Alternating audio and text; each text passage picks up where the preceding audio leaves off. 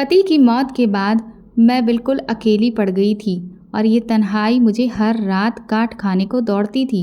अभी मेरी उम्र ही क्या थी, सिर्फ 19 साल।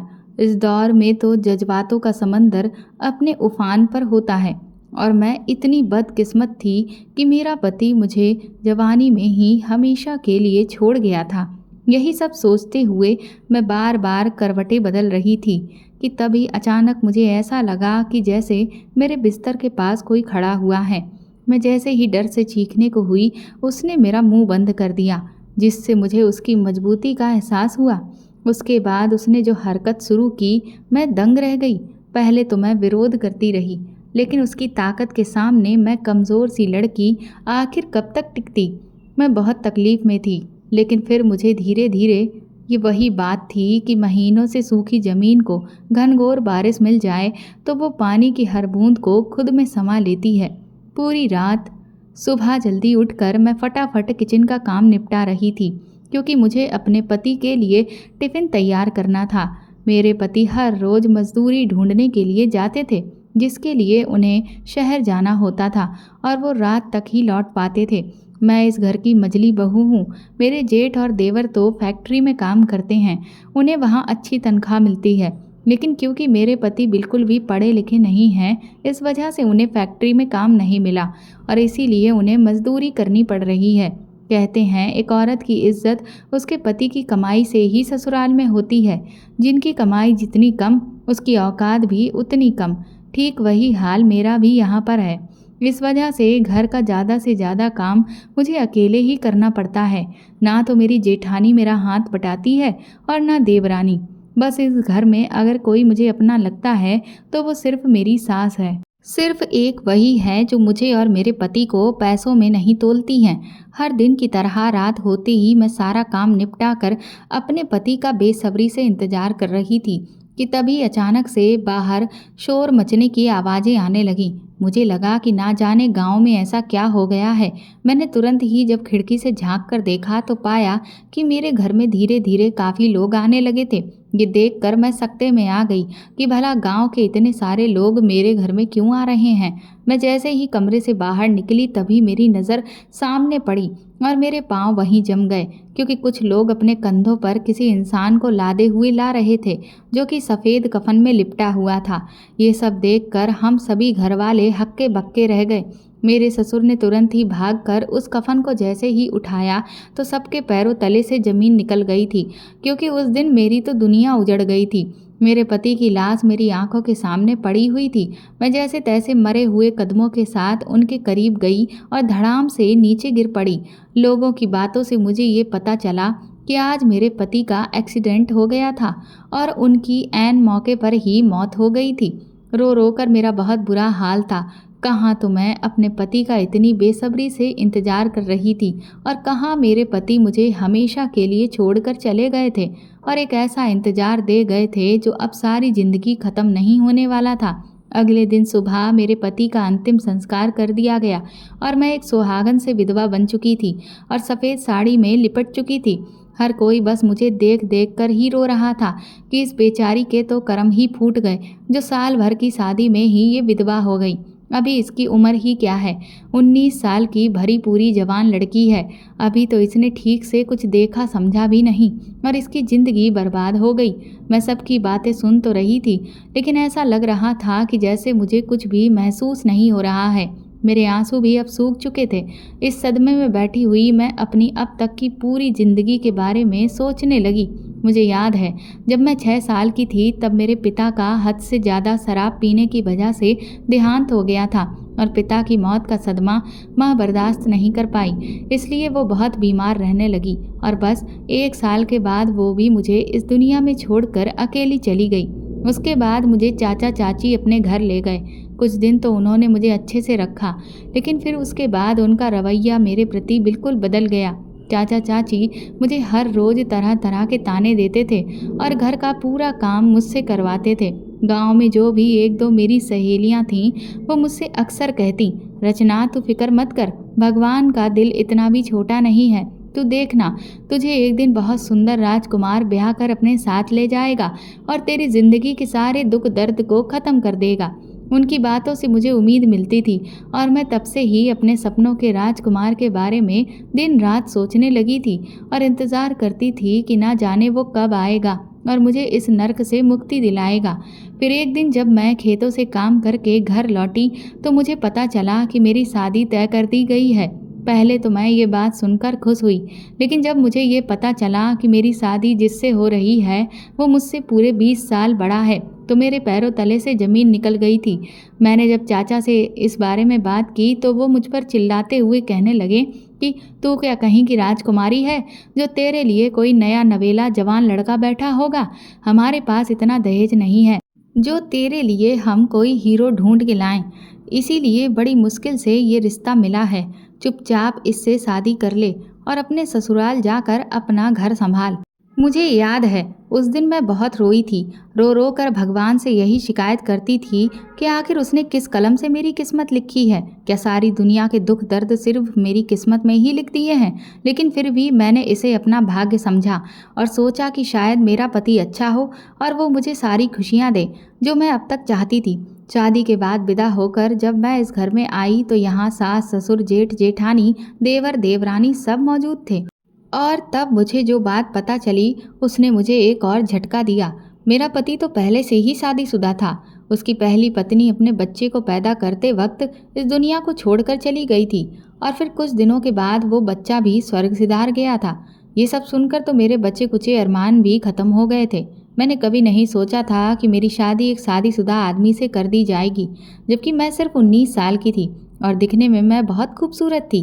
पूरे गांव में मुझसे ज़्यादा खूबसूरत लड़की कोई भी नहीं थी, जबकि मेरा पति बिल्कुल मेरे रंग के विपरीत था। हालांकि मेरे ससुराल में पैसों की बहुत ज़्यादा कमी नहीं थी, क्योंकि मेरे ससुर के पास बहुत सारे गाय भैंस थे जिससे वो दूध का व्यापार किया करते थे, जिसमें कई नौकर भी लगे हुए थे। इसीलिए सब लड़कों की सिर्फ ठीक ठाक कमाई होने के बावजूद भी घर में हर सुविधा मौजूद थी। कुछ ही दिनों में जब मैंने अपने पति के स्वभाव को जाना तो मुझे इस बात की तसल्ली हुई कि वो इतने भी बुरे नहीं हैं जितना मैं उन्हें समझ रही थी। धीरे धीरे मुझे अपने पति से बहुत लगाव हो गया और बस मैं उनमें ही अपनी दुनिया देखने लगी थी।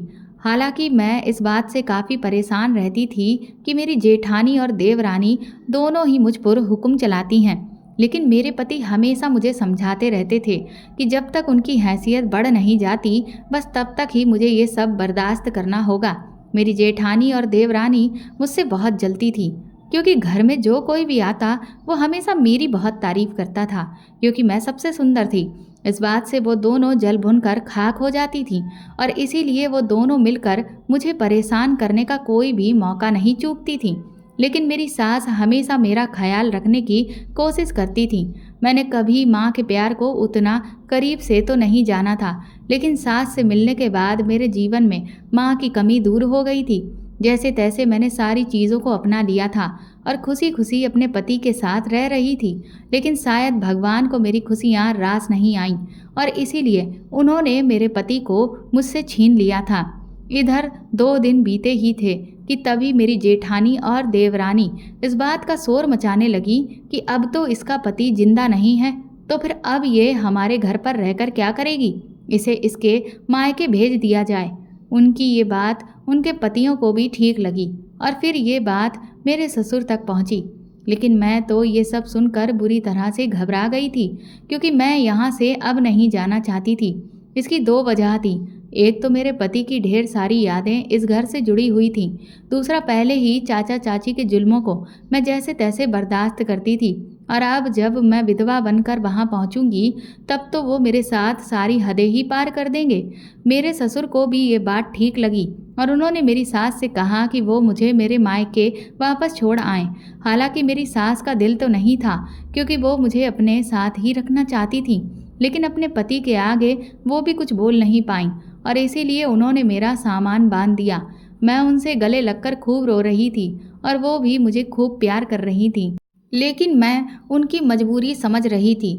सच कहा है किसी ने, एक औरत का कोई भी घर नहीं होता, ना तो उसका मायका होता है और ना ससुराल। लेकिन इस वक्त मैं सबसे ज़्यादा इस बात से डर रही थी कि मैं चाचा चाची के घर अब कैसे रहूँगी। वो लोग ना जाने मेरा क्या हाल करेंगे। शाम को जैसे ही मेरी सास मुझे मेरी चाची के घर लेकर पहुंची, तो पहले तो उन लोगों ने कुछ देर अच्छा बनने का नाटक किया, लेकिन जब उन्हें ये पता चला कि मेरी सास मुझे उनके घर हमेशा हमेशा के लिए छोड़ने को आई हैं, तब उन्होंने अपना असली रूप दिखा दिया और मुझे अपने घर में रखने से साफ इनकार कर दिया। मेरी चाची ने कहा कि मैंने तो जैसे तैसे इसकी शादी इसलिए की थी ताकि हमारा इससे पिंड छूट सके। अब हम इसे दोबारा अपने सर पर नहीं बिठा सकते। मेरी सास ने उन्हें बहुत समझाया कि अगर आप इसे नहीं रखेंगे तो फिर ये कहाँ जाएगी। तो चाचा चाची ने साफ कह दिया कि चाहे जहाँ जाए, चाहे किसी कुएं में कूद जाए या नहर में गिर जाए, लेकिन हमारे घर में इसको रखने के लिए अब कोई जगह नहीं है। हमें माफ़ कर दीजिए। ये सुनकर मेरे पैरों तले से ज़मीन निकल गई थी। उन लोगों ने मेरी सास की भी कोई बात नहीं सुनी और हम दोनों को ही अपने घर से निकाल कर हमारे मुंह पर दरवाज़ा बंद कर दिया। मैं फपक फपक कर रो रही थी और बार बार भगवान से यही कह रही थी कि आखिर तूने मुझे ऐसा जीवन क्यों दिया। जब मेरे माँ बाप को अपने पास बुला लिया था तो मुझे भी बुला लिया होता। मुझे क्यों इतने कष्ट झेलने के लिए जिंदा रखा है। मैंने अपनी सास से कहा कि आपकी मजबूरी भी मैं अच्छे से समझती हूँ, इसलिए आप अपने घर लौट जाइए। मेरा जो होगा सो होगा, मैं देख लूँगी। कुछ देर तो मेरी सास खामोश रहीं, लेकिन फिर उन्होंने मेरा सामान उठा लिया और मेरा हाथ थाम लिया। मैं हैरत में पड़ गई कि आखिर मेरी सास करने क्या वाली हैं। वो एक बार फिर से मुझे लेकर उसी घर में पहुंच गई थी जहां मैं 1 साल पहले विदा होकर आई थी। जैसे ही मैंने अपनी सास के साथ उस घर में वापस कदम रखा तो सारे घर वाले हैरत से हम दोनों को देख रहे थे। मेरी जेठानी तो तुरंत ही तपाक से चीखने चिल्लाने लगी कि इसे अब यहाँ वापस लेकर क्यों आई हैं। जेठानी को चिल्लाता देख देवरानी ने भी अपनी आवाज़ बुलंद कर दी और फिर धीरे धीरे जेठ, देवर, ससुर सब एक ही सुर अलापने लगे। ये सब कुछ देखकर मेरा सर तो बुरी तरह से घूम रहा था, लेकिन तभी अचानक वो हुआ जिसकी कल्पना मैंने कभी सपने में भी नहीं की थी। मेरी सास इतनी ज़ोर से चिल्लाई कि सबकी आवाज़ एक बार में ही बंद हो गई। यहाँ तक कि मेरे ससुर भी बिल्कुल खामोश हो गए। मेरी सास का चेहरा गुस्से से जल रहा था। उनकी आंखें बुरी तरह से लाल हो चुकी थी। उन्होंने सबको अपना फैसला एक सांस में सुना दिया कि मेरी इस बहू को अगर घर से निकालने की किसी ने भी कोशिश की तो वो फिर अपना इस घर से बाहर जाने का रास्ता नाप ले। मेरा बेटा इस दुनिया में नहीं है तो क्या हुआ, उसकी पत्नी यहीं रहेगी। मैं जानती हूँ कि मेरा बेटा मेरी बहू से कितना प्रेम करता था और मैं भी अपनी बहू को बहुत चाहती हूँ। मैं उसकी आत्मा को दुख नहीं पहुँचा सकती। ये घर मेरे पति की कमाई से चलता है, ना कि तुम दोनों के पतियों की कमाई से। तो अपनी बहू को खिलाने का दम मैं आज भी रखती हूँ। उन्होंने गुस्से से ससुर जी की तरफ देखते हुए कहा कि अगर मेरे इस फैसले के खिलाफ कोई भी गया तो मैं अपनी बहू के साथ इस घर को छोड़कर चली जाऊंगी। सास के इस फैसले को सुनकर मेरे ससुर सुन्न रह गए और फिर उनके मुंह से दोबारा कोई भी आवाज़ नहीं निकली। जब बाकी सब ने देखा कि ससुर की ही हालत खराब हो गई है तो बाकियों की भी फिर दोबारा बोलने की हिम्मत नहीं हुई। उस दिन मेरे लिए मेरी सास चट्टान बनकर खड़ी हो गई थी और मुझे इस जालिम दुनिया से उन्होंने बचा लिया था। अब मैं अपने पति के घर में चुपचाप रह रही थी, लेकिन अब मुझे अपनी जेठानी और देवरानी की जली कटी पहले से भी ज़्यादा सुनने को मिलती रहती थी। धीरे धीरे मुझे इस बात का एहसास होने लगा कि मेरे जेठ और देवर की नज़र मेरे लिए कुछ बदल सी रही है, क्योंकि अब उनका मेरे प्रति रवैया थोड़ा सा नरम होने लगा था।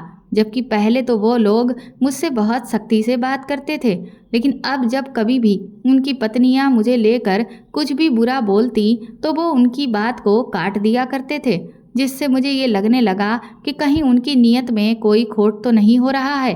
क्योंकि एक जवान विधवा औरत जिस पर उसके पति का साया ना हो वो कहीं से भी सुरक्षित नहीं होती है। इसी बीच मेरी सास के साथ एक हादसा हो गया। वो छत से लड़खड़ाकर गिर गईं और उनके शरीर में ऐसी चोट आई कि वो बिल्कुल बिस्तर से ही लग गईं और धीरे धीरे उन्हें चलने फिरने यहाँ तक कि बोलने में भी तकलीफ होने लगी। सास की इस कदर हालत खराब होने से मेरी जेठानी और देवरानी के तेवर अब और भी ज़्यादा बढ़ चुके थे। अब तो वो घर में खूब अपनी मनमानी करने लगी थी और मुझ पर और भी ज़्यादा हुक्म चलाने लगी थी। लेकिन मैं दिन रात अपनी सास की सेवा में लगी रहती थी ताकि वो जल्द से जल्द ठीक हो जाएं।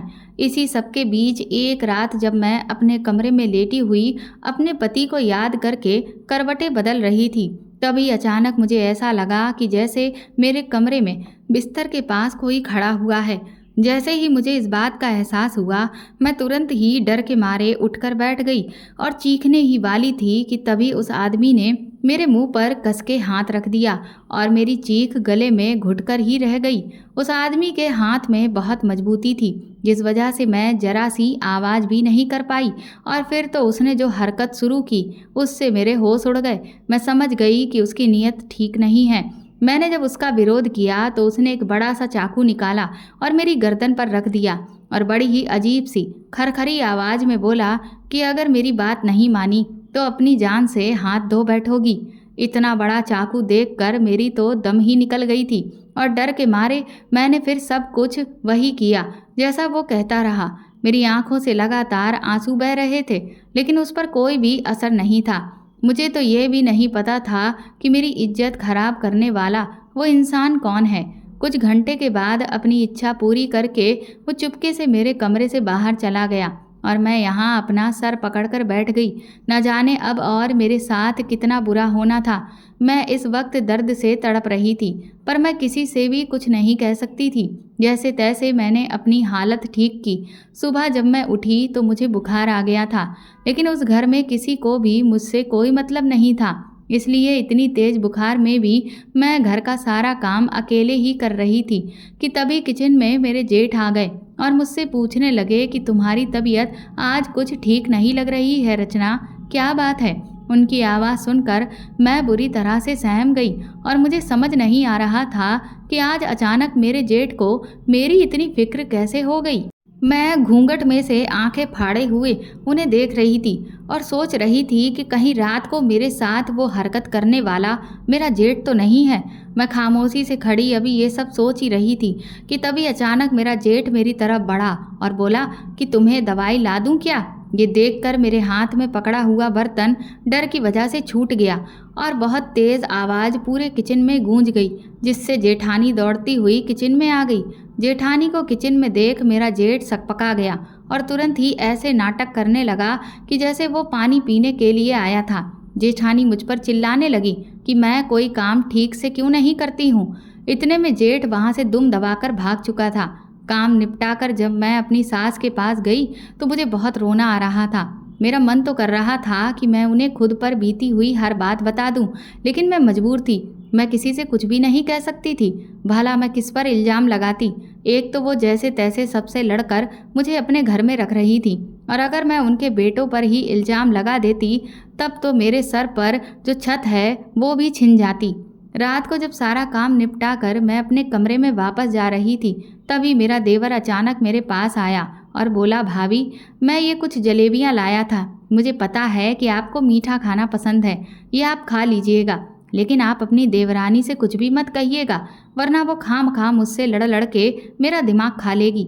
देवर की इस हरकत पर मैं उसे भी आंखें फाड़े देख रही थी, क्योंकि जब से मैं इस घर में आई थी आज तक मेरा देवर मेरे लिए कुछ भी नहीं लाया था, पर आज पहली बार वो मुझे जलेबियाँ खिला रहा था। लेकिन क्यों? क्या कहीं मेरे साथ ये सब कुछ करने वाला मेरा देवर तो नहीं था? मैंने तुरंत ही उससे जलेबियों के लिए मना कर दिया और भागती हुई अपने कमरे में आ गई और दरवाजे को अंदर से बंद कर लिया। मुझे तो समझ ही नहीं आ रहा था कि मेरे साथ ये सब कुछ करने वाला आखिर कौन है, लेकिन मैंने सोच लिया कि अब मैं अपना दरवाज़ा रात को बंद ही रखूँगी ताकि कोई मेरे कमरे में ना आ सके। इसके बाद मैं इत्मीनान से अपने बिस्तर पर लेट गई। अभी कुछ ही देर बीती थी कि तभी अचानक वही आदमी चाकू लेकर मेरे करीब आ गया। मैं तो दंग रह गई थी कि जब मैंने दरवाज़ा अंदर से बंद कर लिया है तो फिर ये आदमी अंदर कैसे आ गया। वो मुझसे कहने लगा, अपने आप को बहुत चालाक समझती है, लेकिन मैं तुझसे भी ज़्यादा चालाक हूँ। मुझे अच्छे से पता था कि आज तू कमरे का दरवाज़ा बंद कर लेगी, इसीलिए मैं पहले ही कमरे के अंदर आकर छुप गया था। उसकी ये बात सुनकर मेरे तो होश ही उड़ गए थे।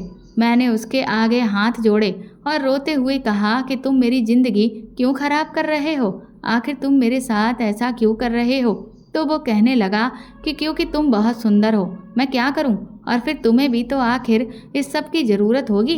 तुम एक विधवा हो और अभी तो तुम्हारी उम्र बहुत कम है, पति की कमी तो खलती ही होगी।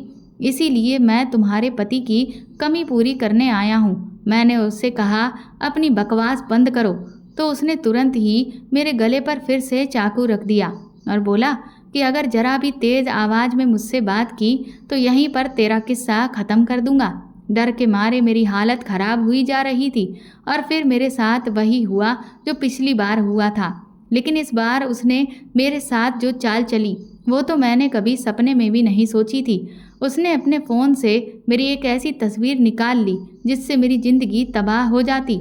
वो मुझसे कहने लगा कि अब आज के बाद अगर तुमने अपने कमरे का दरवाज़ा बंद किया तो मैं सब जगह ये फ़ोटो दिखा दूंगा, और फिर तुम तो अच्छे से जानती ही हो कि एक औरत पर उंगलियां उठाने वालों की कमी नहीं है, और अगर वो औरत विधवा हो तब तो लोगों को बैठे बिठाए मौका मिल जाता है। वैसे भी इस घर में कोई नहीं चाहता कि तुम यहाँ पर रहो, और इसके बाद तो सबको मौका मिल जाएगा कि विधवा होने के बाद अपने मरे हुए पति का नाम खराब कर रही है और सब जगह घर वालों की बदनामी कर रही है। फिर तो सब तुझे धक्के मार कर यहाँ से निकाल देंगे। इसलिए तेरी भलाई अब इसी में है कि जैसा मैं कहता जाऊँ चुपचाप तू वैसा करती जा। इसके बाद वो फिर से चुपचाप मेरे कमरे से चला गया और मैं पूरी रात रोती रही। न जाने कौन मेरा दुश्मन बना बैठा था। मैं उस दिन को कोसने लगी जब मेरी सास मुझे इस घर में लेकर आई थी। मुझे नहीं पता था कि इस घर के आदमी इतना घटिया मंसूबा पाले हुए बैठे हैं। उन्हें जरा सी भी शर्म नहीं आ रही कि मैं उनके घर की बहू हूँ। सबसे बड़ा दुख ये था कि मैं अपनी इस तकलीफ़ के बारे में किसी से कुछ भी नहीं कह सकती थी, और अब तो मैं बुरी तरह से फंस चुकी थी, क्योंकि अगर मैं खुद को बचाने के लिए कोई भी कदम उठाती तो वो आदमी मेरी हर जगह बदनामी कर देता और मुझे कहीं का भी नहीं छोड़ता। मैंने इस बारे में बहुत सोचा तो मुझे ये ख्याल आया कि मेरी सास तो वैसे ही हर वक्त बिस्तर पर रहती हैं और उनके ज़्यादातर काम मैं ही करती हूँ, तो क्यों ना मैं अपनी सास के कमरे में ही सोने लगूं, तो इससे वो आदमी मेरे साथ कुछ गलत नहीं कर पाएगा। मुझे ये ख्याल बहुत अच्छा लगा। इसलिए जब अगले दिन रात हुई तो मैंने अपने ससुर जी से कहा कि सासू माँ की तबीयत ठीक नहीं है, तो मैं अब उनके कमरे में ही सोया करूँगी, ताकि रात में अगर उन्हें कोई भी दिक्कत समस्या लगती है तो मैं उनका ख्याल रखने के लिए हर वक्त उनके साथ रहूँगी। लेकिन मेरे ससुर ने मुझे सास के साथ लेटने से मना कर दिया। मैंने ससुर को समझाने की बहुत कोशिश की, पर वो कहने लगे कि दिन भर तुम उनका ख्याल रखती हो, बस उतना ही काफ़ी है। रात को मैं खुद अपनी पत्नी का ख्याल रख सकता हूँ। मेरी सास ने भी ससुर से कहा कि अगर वो रुकना चाहती है तो रुकने दो, तो ससुर कहने लगे कि तुम पहले ही अपनी बहुत मनमानी कर चुकी हो। तुम्हारी एक बात मान लेने का मतलब ये नहीं है कि अब मैं तुम्हारी हर बात मानूंगा, इसीलिए चुपचाप लेटी रहो। ससुर का गुस्सा देखकर मैं कमरे से बाहर आ गई और यही सोचने लगी कि भला ससुर इस बात पर इतना जोर क्यों दे रहे हैं कि मैं अपने कमरे में ही लेटूं। क्या ससुर भी वो हो सकते हैं जो मैं सोच रही हूँ? मैं अपना सर पीटने लगी थी। वो आदमी ना जाने कौन था जिस वजह से मुझे अब इस घर के हर आदमी पर शक हो रहा था, क्योंकि नज़र तो अब मुझे इनमें से किसी की भी ठीक नहीं लग रही थी। लेकिन कोई तो था जो मेरी तन्हाई का फ़ायदा उठा रहा था। मुझे अपने कमरे में जाते हुए बहुत डर लग रहा था, क्योंकि मैं जानती थी कि अब कमरे में जाने के बाद एक बार फिर से मेरे साथ क्या होने वाला है। मेरी तो जेठानी और देवरानी भी इतनी अच्छी नहीं थी जो मैं उनसे ये कह सकती कि आज वही मेरे साथ कमरे में सो जाएं, और बाहर आंगन में भी मैं लेट नहीं सकती थी। मैं भगवान से दुआ करने लगी कि वो कोई चमत्कार कर दे और मुझे बचा ले, लेकिन ऐसा कुछ भी नहीं हुआ। उस रात भी मैं उस तकलीफ़ से गुजरी, और फिर तो ये अब हर रोज़ का हो गया था, जिस वजह से दिन ब दिन मेरी सेहत बिगड़ती जा रही थी। महीनों बीत गए, लेकिन मैं ये जान ही नहीं पा रही थी कि वो कौन है आखिर। इधर मेरी सास अब पहले से काफ़ी ठीक हो गई थी और वो धीरे धीरे चलने फिरने भी लगी थी। फिर एक दिन जब मैं किचन में काम कर रही थी तो मैं चक्कर खाकर धड़ाम से गिर गई। जब मेरी आंख खुली तो अपनी सास और गांव की डॉक्टरनी को सामने बैठा पाया। मेरी सास का चेहरा उतरा हुआ था और डॉक्टरनी भी बड़ी अजीब नज़रों से मुझे देख रही थी। मैंने अपनी सास से पूछा कि मुझे क्या हुआ था, तो मेरी सास की आंखों में आंसू आ गए और वो मुझे थोड़ा गुस्से में बोली, रचना, मैंने तुम्हें हमेशा अपनी बहू कम और बेटी ज़्यादा माना, लेकिन मुझे तुमसे ये उम्मीद कभी नहीं थी। मैं तुम्हें इस घर में अपने बेटे के ना होते हुए भी सिर्फ इसलिए लेकर आई क्योंकि मेरा बेटा तुमसे बहुत प्यार करता था। लेकिन तुम मेरे बेटे से प्यार नहीं करती हो। तुमने मेरे बेटे को धोखा दिया है। मैंने अपनी सास से कहा कि ये आप क्या कह रही हैं माँ जी, ऐसा कुछ भी नहीं है। मैं भी उनसे बहुत प्यार करती हूँ। आज भी मैं उन्हें बहुत याद करती हूँ। मेरी सास कहने लगी, झूठ बोलती हो तुम। अगर ऐसा होता तो तुम किसी और से गलत रिश्ता नहीं रखती। सास के मुंह से ये बात सुनकर मेरे पैरों तले से जमीन निकल गई थी। मैंने उनसे कहा कि आप गलत समझ रही हैं, ऐसा कुछ भी नहीं है। तो मेरी सास कहने लगी कि मैं गलत समझ रही हूँ। तुम अब किसको बेवकूफ़ बनाने की कोशिश कर रही हो? सबने मुझे घर में कहा कि अब ये लड़की विधवा हो गई है, इसीलिए इसे घर में रखना बिल्कुल भी ठीक नहीं है। लेकिन फिर भी सबके खिलाफ जाकर मैंने तुम्हें इस घर में रखा। और तुमने क्या किया? मेरी ही नाक के नीचे रहते हुए तुम मुझे धोखा दे रही थी और अपनी मनमानी कर रही थी।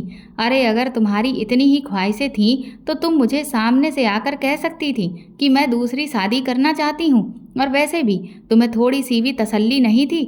अभी तुम्हारे पति को मरे हुए 9 महीने भी नहीं गुजरे हैं। मैं तो खुद तुम्हारे लिए दूसरा लड़का ढूंढ रही थी ताकि तुम्हारी बाकी की बची हुई जिंदगी किसी के सहारे से कट सके। ये तो मैं भी अच्छे से जानती हूँ कि तुम्हारी अभी उम्र ही क्या है। अभी तो तुम्हारे आगे बहुत लंबी जिंदगी पड़ी है और हर इंसान को एक सहारे की ज़रूरत होती है। इसीलिए मैं भी तुम्हारे लिए कोई ढंग का रिश्ता देख रही थी ताकि तुम्हें वो सारी खुशियाँ मिल सकें जो अब तक नहीं मिल पाईं। लेकिन तुम्हें तो तसल्ली ही नहीं थी। मुझे नहीं पता था कि तुम इस कदर बेताब हो। शर्म आनी चाहिए तुम्हें। और मुझे भी शर्म आ रही है आज कि मैंने तुम्हें अपनी बेटी जैसा समझा। सास की ये बातें मेरे कानों में लावा जैसी घुल रही थी। मैं रो रो कर उनके सामने हाथ जोड़ने लगी कि कम से कम आप तो मुझे गलत मत समझिए, क्योंकि मैंने आपका विश्वास नहीं तोड़ा है। मैंने कभी मर्यादा नहीं लांघी। तभी डॉक्टरनी साहिबा बोली कि लेकिन रचना, इस वक्त तुम पेट से हो, बिना मर्यादा लांघे तुम पेट से कैसे हुई? डॉक्टर की ये बात सुनकर मेरे तो होश ही उड़ गए थे। और तभी फिर मुझे वो पूरा वाकया याद आने लगा जो हर रात मुझ पर बीतता है। मैं रोए चली जा रही थी, लेकिन मेरे मुंह से एक शब्द भी नहीं फूट रहा था। मेरी सास ने डॉक्टरनी के आगे हाथ जोड़कर कहा कि आप इस बात को अपने तक ही रखिएगा, क्योंकि ये मेरी घर की इज्जत का सवाल है। डॉक्टरनी ने भी मेरी सास को वादा किया कि वो ये बात कभी किसी से नहीं कहेंगी, लेकिन ये ऐसी बात है जो छुपाए नहीं छुपेगी। एक ना एक दिन तो ये सबके सामने आ ही जानी है। इतना कहकर डॉक्टरनी वहाँ से चली गई और मेरी सास मुझसे बोली कि अब तुम अपने ये घड़ियाली आंसू बहाना बंद कर दो, क्योंकि तुमने जो किया है उसका नतीजा अब सामने आ चुका है। मैंने अपनी सास का हाथ पकड़ लिया और उनसे कहा, माँ जी, आपको नहीं पता, लेकिन मैं कितने दिनों से क्या कुछ झेल रही हूँ। मैंने अब तक अपना मुंह सिर्फ इसलिए बंद रखा क्योंकि मुझे लगा कि कहीं इस घर का सर्वनाश ना हो जाए। मेरी इस बात को सुनकर मेरी सास दंग रह गई। वो कहने लगी कि आखिर तुम कहना क्या चाहती हो? फिर मैंने उन्हें अब तक जो भी मुझ पर बीत रही थी सारी बातें सच सच बता दी, जिसे सुनकर उनके होश उड़ गए। वो मुझसे कहने लगी कि तुम जानती भी हो रचना कि तुम क्या कह रही हो। तुम इस घर के आदमियों पर, यानी मेरे बेटों और मेरे पति पर इल्ज़ाम लगा रही हो। इसका नतीजा बहुत बुरा हो सकता है। मैंने कहा कि मैं सच कह रही हूँ माँ जी, आप मेरी बात का विश्वास करिए। लेकिन मुझे अभी तक सिर्फ शक ही है। मुझे इस बात का पता नहीं है कि आखिर मेरे साथ ये सब करने वाला वो कौन है। मेरी इस बात पर मेरी सास मुझ पर जोर से चिल्लाई कि अपनी बकवास बंद करो। गुलछर्रे तुमने उड़ाए हैं, बेशर्मी की हद तुमने पार की, और इल्ज़ाम तुम मेरे पति और बेटों पर लगा रही हो। चरित्र में तुम्हारे खोट है, उनके नहीं। अगर उन लोगों के मन में कोई भी ऐसी बात होती तो जब मैं तुम्हें इस घर में लेकर आई थी तो वो खुशी खुशी तुम्हें अपना लेते, लेकिन उनमें से कोई भी तुम्हारे इस घर में रहने से कभी खुश नहीं था। मैंने अपनी सास से कहा कि मैं मानती हूँ माँ जी कि उस वक्त कोई मुझे यहाँ रखना नहीं चाहता था, लेकिन यहाँ रहने के कुछ ही दिनों के बाद सबका व्यवहार मेरे प्रति बिल्कुल बदल गया था। जो लोग मुझसे पहले बहुत सख्त तरीके से बात करते थे वो अचानक से नरम क्यों पड़ गए थे। इस पर मेरी सास कहने लगी कि अब मुझे तुम्हारी किसी भी बात पर कोई विश्वास नहीं है, इसलिए अब तुम अपना सामान बांधो और कल सुबह सबके उठने से पहले इस घर को छोड़कर हमेशा हमेशा के लिए चली जाओ। क्योंकि अब मैं तुम्हारी शक्ल भी नहीं देखना चाहती हूँ। इतना कहकर मेरी सास तो चली गई थी, लेकिन मुझ पर बिजली गिर चुकी थी। अब तक इस घर में मेरी सास की वजह से ही मैं रह पा रही थी, पर आज उन्होंने ही मुझे घर से जाने को कह दिया था। मुझे समझ नहीं आ रहा था कि भला मैं अब कहाँ जाऊंगी। और अब तो मैं अकेली नहीं थी, मेरे साथ तो एक दूसरी जिंदगी भी जुड़ चुकी थी। लेकिन मुझे तो ये भी नहीं पता था कि मेरे पेट में पलने वाला ये पाप किसका है। मैं रो रो कर भगवान के आगे मौत की गुहार लगा रही थी, क्योंकि अब मेरे बर्दाश्त की हद हो चुकी थी। लेकिन शायद ऊपर वाले को मुझ पर रहम ही नहीं आ रहा था। मैंने अपना सारा सामान बांध लिया था, क्योंकि सुबह सबके उठने से पहले मुझे ये घर छोड़ना था। लेकिन मुझे नहीं पता था कि मैं आखिर जाऊंगी कहाँ। पर मैंने सोच लिया था कि अब मैं अपनी ज़िंदगी को ख़त्म कर लूँगी, क्योंकि ऐसी ज़िंदगी जीने का अब कोई फ़ायदा नहीं था। इधर जैसे ही रात हुई, तभी वो आदमी अपने मंसूबों को पूरा करने के लिए मेरे कमरे में आ गया और उसने मुझे फिर से धमकाना शुरू कर दिया। लेकिन अब मैं पूरी तरह से त्रस्त हो चुकी थी, इसीलिए मैं भी उससे भिड़ गई। वो मुझे मारने की धमकी देने लगा, तो मैंने उससे कहा कि अब तुम मुझे मार ही डालो, क्योंकि अब मैं ऐसी ज़िंदगी नहीं जीना चाहती। पर उस पर तो जैसे किसी बात का कोई असर ही नहीं था। वो ताकतवर था, इसलिए उसने कुछ ही मिनट में मुझ पर काबू कर लिया और फिर से वही सब मेरे साथ। लेकिन तभी अचानक उसके सर पर किसी ने बहुत जोर से डंडा मारा, जिससे उसकी जोरदार चीख निकल गई और वो धड़ाम से जमीन पर गिर गया। मैंने तुरंत ही अपनी हालत ठीक की और जब कमरे की लाइट जलाई तो देखा कि वो आदमी ज़मीन पर बुरी तरह से तड़प रहा था। उसके सर से खून निकल रहा था। लेकिन भला उसके सर पर ये डंडा किसने मारा? जब मैंने सामने खड़े हुए शख्स को देखा तो वो और कोई नहीं बल्कि मेरी सास थी। मैं तुरंत ही उनके गले से लग गई, क्योंकि आज मुझे मेरी सास ने बचा लिया था। उन्होंने जैसे ही उस शख्स को पलट कर देखा तो हम दोनों के होश उड़ चुके थे, क्योंकि वो और कोई नहीं बल्कि राजू था। दरअसल राजू मेरे ससुर जी की डेयरी पर काम करता था, जहां उन्होंने गाय भैंसों को पाल रखा था। मेरी सास ने उसे डंडा दिखाकर डराते हुए पूछा कि तूने मेरी बहू के साथ ऐसा क्यों किया? तो वो कहने लगा कि माँ जी, मुझे माफ़ कर दीजिए। आपकी विधवा बहू को देखकर मेरी नीयत बहुत ख़राब हो गई थी, क्योंकि ये मुझे हमेशा ही बहुत सुंदर लगती थी और फिर इसका पति मर गया तो मुझे लगा कि अब तो मेरा रास्ता पूरी तरह से साफ हो गया है। इसीलिए मैंने पहले घर में अपना आना जाना बढ़ाया। रोज़ शाम मैं मालिक के साथ बचा हुआ सामान लेकर घर आता था और मैंने ये जान लिया था कि रचना का कमरा सीढ़ियों के पास है और छत बिल्कुल खुली हुई। इसीलिए मैं पीछे खेतों की तरफ से ईंटों पर पैर रखकर आराम से छत पर चढ़कर इसके कमरे में छुपकर बैठ जाता था।